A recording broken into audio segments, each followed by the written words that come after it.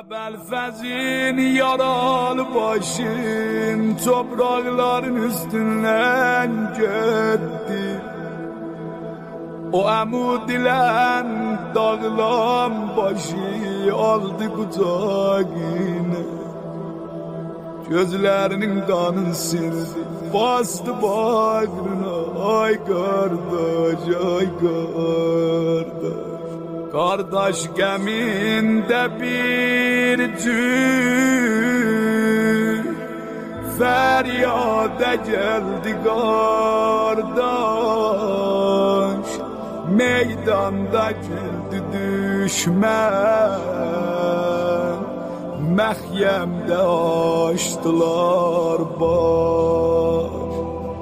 Tel okşadı telaya, bes ki töküldü kan yaş.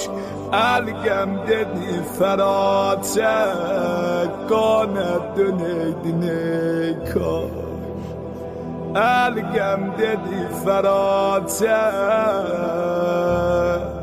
kana döneydin ey kaş. Ebi Abdillah gördü, Abbas'ın azası bir vezdeydi.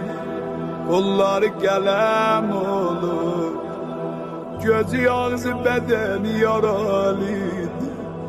Bedeninde salim yer yok.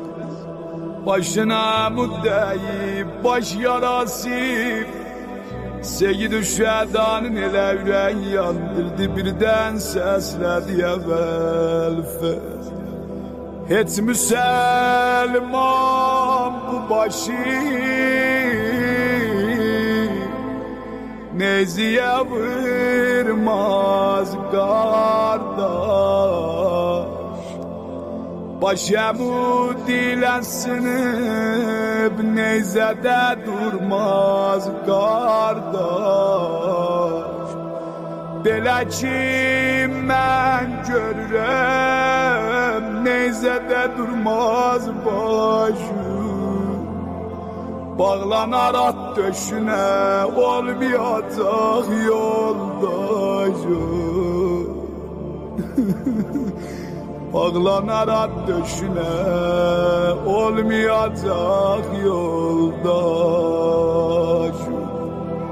Yüzün koydu Ebelfezin üzüne, ama beni götürüp